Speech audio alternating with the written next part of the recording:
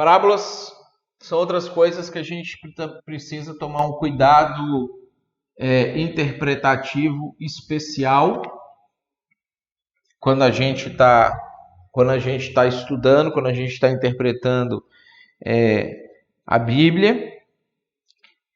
Literalmente, a parábola significa colocar ao lado de, tá? Então, o significado da palavra parábola é você colocar alguma coisa que se compara com outra. Então, eu quero explicar uma realidade, às vezes essa realidade ela é complexa. Então, eu vou criar uma história inventada para poder explicar essa realidade de uma maneira mais fácil, ou mesmo que o conceito ele não seja difícil de entender, ele seja fácil de entender, eu quero que a pessoa grave aquilo para o resto da vida dela. Né? E nós, seres humanos, temos muito mais facilidade de gravar histórias do que de gravar conceitos. Então, você aprende um conceito sobre alguma situação, você tem às vezes que decorar, memorizar, ficar um tempão estudando. Alguém senta com você e te conta uma história, daqui a 10 anos você é capaz de contar aquela história de novo para outra pessoa. Então, a parábola, ela tem esse propósito, ou explicar coisas difíceis, ou fazer com que as pessoas consigam lembrar daquilo por um tempo. E depois, Jesus ainda acrescentou uma terceira finalidade das parábolas, que a gente vai ver ela lá em Mateus. Quer ver? Vamos abrir Mateus capítulo 13.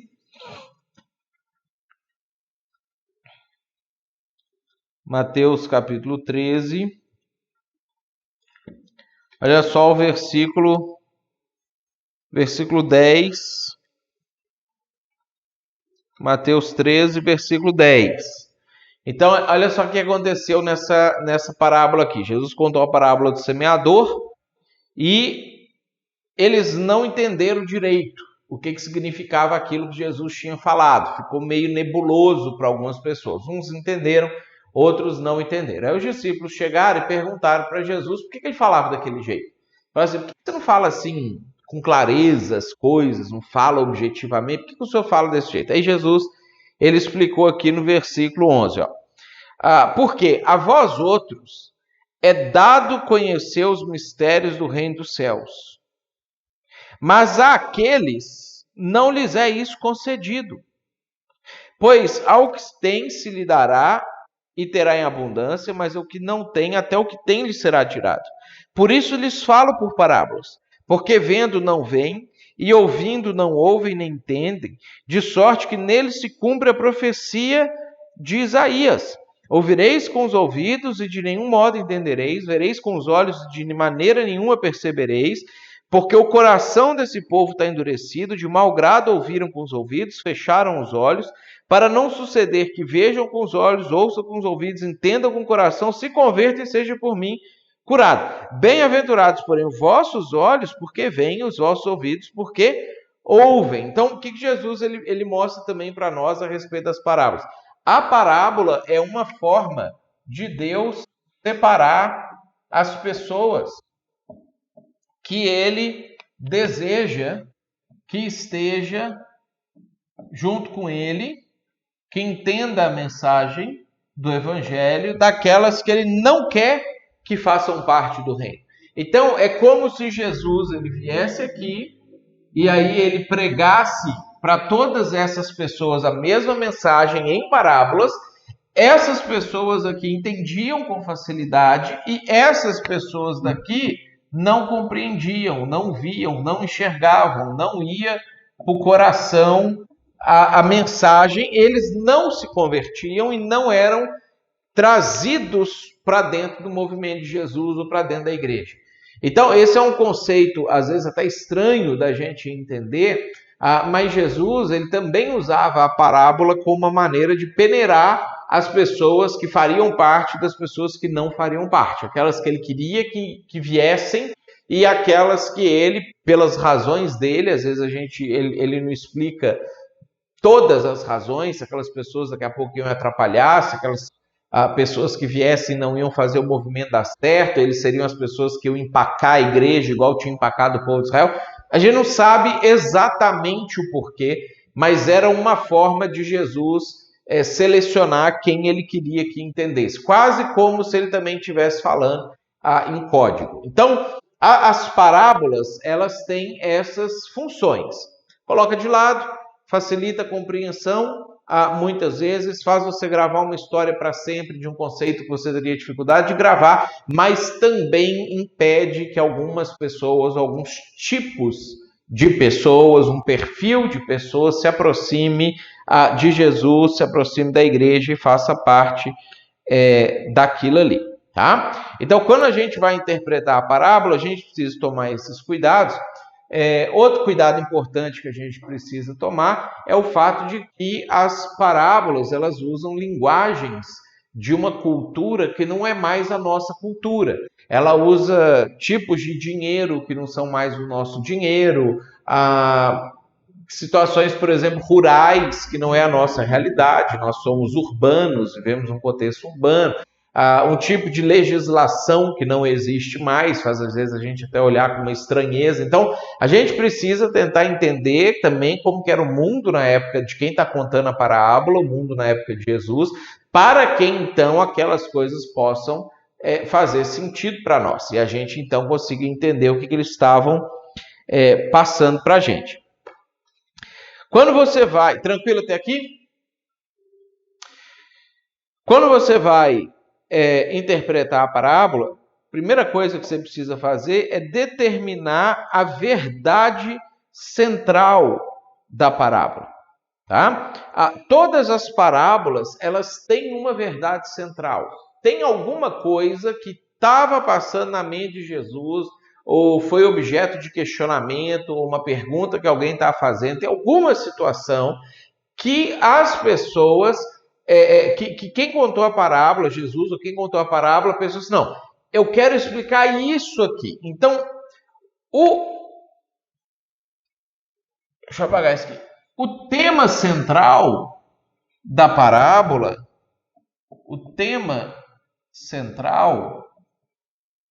ele precisa ser identificado quando você está lendo aquela parábola. Então, o que você precisa fazer na sua primeira leitura de uma análise? Tentar pensar assim, o que era o assunto que estava sendo tratado aqui?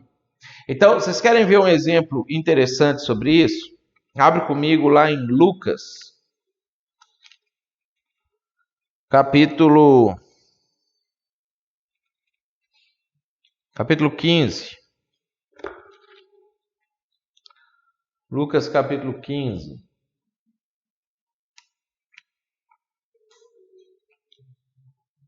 Olha só que interessante. Lucas capítulo 15, a gente tem do versículo 3 ao 7, a parábola da ovelha perdida. Do 8 ao 10, a parábola da dracma perdida. Do 11 até o versículo 32, a parábola do filho pródigo. E no capítulo 16, do 1 até o 13, a parábola do administrador infiel. Tá? Então, o que acontece aqui? Antes de Jesus começar a contar essa série de 4 parábolas, eles tinham feito uma pergunta para Jesus. Por que você come com pecadores? É óbvio que o foco deles estava aqui. Por que Jesus se relacionava com pessoas que eles não davam valor, que eles consideravam essas pessoas inferiores? Por que Jesus perdia tempo? Por que Jesus estava até se contaminando com essas pessoas? As 4 parábolas que Jesus conta, as 4 parábolas, é para responder essa pergunta aqui. O tema central das 4 parábolas é isso aqui, mas a partir dentro de uma abordagem que é explicado para a gente lá no capítulo 16, no versículo 14. Quando eles ouviram, os fariseus ouviram as 4 parábolas que Jesus contou na sequência, fala assim, Os fariseus, que eram avarentos, ouviam tudo isso e o ridicularizavam. Então, o que é que está acontecendo? O que está acontecendo aqui? Paralelo a essa situação, quem fez essa pergunta aqui são fariseus. E dentre as várias características ruins que eles tinham, tem uma que Lucas destaca, que é a avareza. A avareza fala para a gente sobre valor. O que é que tem valor? Como que você valoriza as coisas? Como que você valoriza a vida? Como que você valoriza o reino de Deus? Como que você valoriza as pessoas? Como que você valoriza o dinheiro? Como que você valoriza o trabalho? A avareza me remete a valor, tá? Então, olha só, eles fizeram uma pergunta e Jesus escolhe um aspecto único para contar 4 histórias que às vezes elas não parecem que têm a ver umas com as outras, mas todas elas, o tema central da história é pessoas valem mais que coisas. Aí Jesus conta a primeira parábola, que é o da ovelha perdida. Então Jesus ele foi lá e começou a falar assim: um homem tinha 100 ovelhas, uma sumiu. Então ele deixou 99, ele foi atrás de uma que sumiu. Aí os fariseus, ouvindo aquela história, pensaram assim: faz sentido, né? Porque eu, que sou avarento, eu valorizo cada ovelha. Porque se você começar a desperdiçar uma ovelha, daqui a pouco some outra, você não tem ovelha nenhuma. Né? Então pensa na ideia da pessoa que ela é pão dura. A pessoa que é pão dura, às vezes ela está ali contando centavos e você fala: cara, mas isso não vai te fazer falta. Não, mas se eu mudar a minha mentalidade e eu achar que isso não vai fazer falta, daqui a pouco o maior não faz falta, o maior não faz falta, daqui a pouco eu perdi todo o meu dinheiro. Então Jesus falou aos fariseus: ok, faz sentido. Aí Jesus contou uma segunda parábola.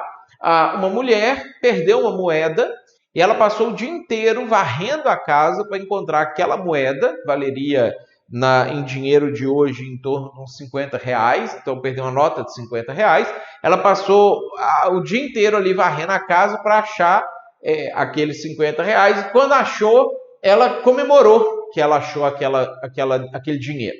Aí os fariseus olharam e falaram assim: faz sentido, porque não é pela moeda em si, mas é pelo valor que nós atribuímos a isso. É você ser uma pessoa que cuida do seu dinheiro, é você ser uma pessoa que preserva as coisas. Isso traz um ensinamento de você ser uma pessoa que poupa, que administra bem as suas finanças. Aí Jesus contou uma terceira história de um filho que quer pegar a herança do pai, que toma todo o dinheiro do pai, ou metade do dinheiro do pai, leva o dinheiro embora, torra com mulher, torra com festança, torra com comida e volta para casa depois de um tempo, sem dinheiro, tendo gastado tudo, e o pai recebe o filho de volta.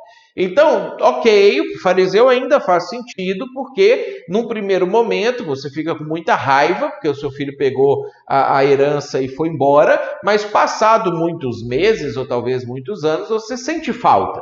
Né? E talvez alguns daqueles ali tinham já perdido o filho de ter morrido, algum filho estava rebelde, estava afastado, não visitava o pai e tudo. Então, ok, para eles ainda faz sentido que ele troque um pouco de dinheiro por um filho, que ele faça esse tipo de coisa. Aí Jesus conta a quarta parábola.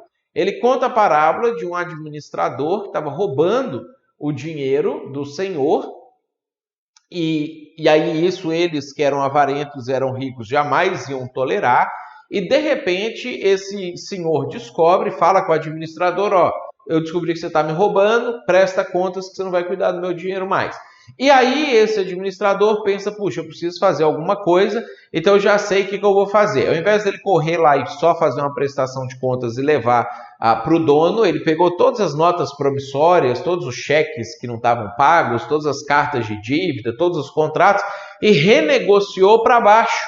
aqueles contratos com os devedores. E aí ele começou a oferecer dinheiro para um cara, oferecer dinheiro para o outro, perdoar a dívida de um, diminuir a dívida de outro, não sei o quê. E aí o dono do dinheiro olhou para aquilo ali e falou assim, puxa, agora sim esse cara ele está agindo com sabedoria, porque antes ele usava o dinheiro para si, ele estava pegando meu dinheiro e usando para si. Agora ele está investindo na vida de outras pessoas. O meu dinheiro, mas ele está fazendo o que deveria fazer desde o início. Aí ele elogia o cara. Aí o fariseu enlouquece, porque isso não faz sentido. Mas o que Jesus está mostrando para eles? Jesus ele veio construindo para falar assim, vocês valorizam coisas, talvez você valorize o seu filho, mas você não valoriza as outras pessoas. Deus, o que você sente pela moeda, ele sente pelas pessoas perdidas. O que você sente pela ovelha, ele sente pelas pessoas perdidas. O que você sente pelo seu filho, ele sente pelas pessoas perdidas. E ele mostrou isso na última parábola, quando os devedores, os que não tinham como pagar a conta, estavam sendo beneficiados pelo dinheiro do dono do dinheiro, que era o que o fariseu jamais ia fazer. E foi nesse momento que os fariseus interromperam Jesus de contar a parábola. Então, o que isso mostra para nós? Todas as parábolas, elas estão numa sequência. Elas vêm de uma pergunta, elas vêm de uma desvalorização do ser humano a partir de uma valorização imensa de dinheiro, de coisas. E aí Jesus tem como tema central responder por que ele come com pecadores? Porque pessoas valem mais do que coisas, pessoas valem mais do que o meu bem-estar. Eu vim aqui para pessoas, eu valorizo as pessoas, mesmo que sejam pecadores, eles têm um valor intrínseco para Deus, e é justamente para isso que eu vim. Para recuperar a dracma de Deus, para recuperar a ovelha de Deus, para recuperar o filho de Deus, e para investir o que for necessário para que isso aconteça e isso se torne realidade. Aí os fariseus não gostaram. Então, isso é a primeira coisa que você precisa fazer para interpretar uma parábola. Qual é a verdade central da parábola? O que é o principal assunto, o principal tema que está sendo tratado naquela parábola? Para não correr o risco de você começar a valorizar ou interpretar a parábola para outras coisas que não era o propósito dela. Porque parábola, como é uma história, elas são ricas. Você pode tirar um monte de explicação de um monte de coisa, inventar doutrina, inventar teoria em cima das parábolas. Só que a pergunta sempre vai ser, o que Jesus queria quando ele contou aquela parábola? O que estava na cabeça dele para ser resolvido, ou para ser ensinado, ou para ser esclarecido, ou para ser codificado quando ele resolveu contar aquela parábola? Deu para entender? O que eu fiz aqui? Para descobrir a verdade central, eu tenho que tomar em consideração os seguintes fatores. Primeiro, análise do contexto. É isso aqui. Por que você come com pecadores? E os fariseus que eram avarentos. Qual que é o contexto dessas parábolas aqui? Ela começa, a perícope, A gente aprendeu sobre como descobrir a perícope de um texto. A perícope começa em Lucas capítulo 15, versículo 1, e termina no capítulo 16,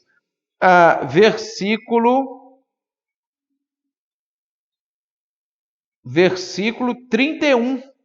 Os dois capítulos tratam desse assunto. O valor das pessoas e o valor das coisas. Então, você tem que analisar o contexto total. O conteúdo essencial é isso aqui, é essa situação dos pecadores. O fundo cultural e existencial. Então, o que representava uma ovelha para eles, o que era uma dracma naquela época, como funcionava a questão de herança naquela época, como funcionava o sistema de administração ou de mordomia financeira naquela época, para você poder entender todos os elementos que constituem essas parábolas, e aí você vai conseguir descobrir qual que é essa verdade central que está contida ali na parábola. E você vai fazer isso, por último, observando através das observações que você encontra no texto. Tá? Então, esse exemplo aqui do Lucas, ele vai explicar exatamente por que esse assunto começou lá no versículo 1 e lá no versículo 2. Tranquilo? E se você gostou dessa resposta e quiser estudar com a gente, acessa aqui embaixo o link para você poder estudar junto com a gente, fazer o nosso seminário. Vai ser um prazer ter você junto com a gente.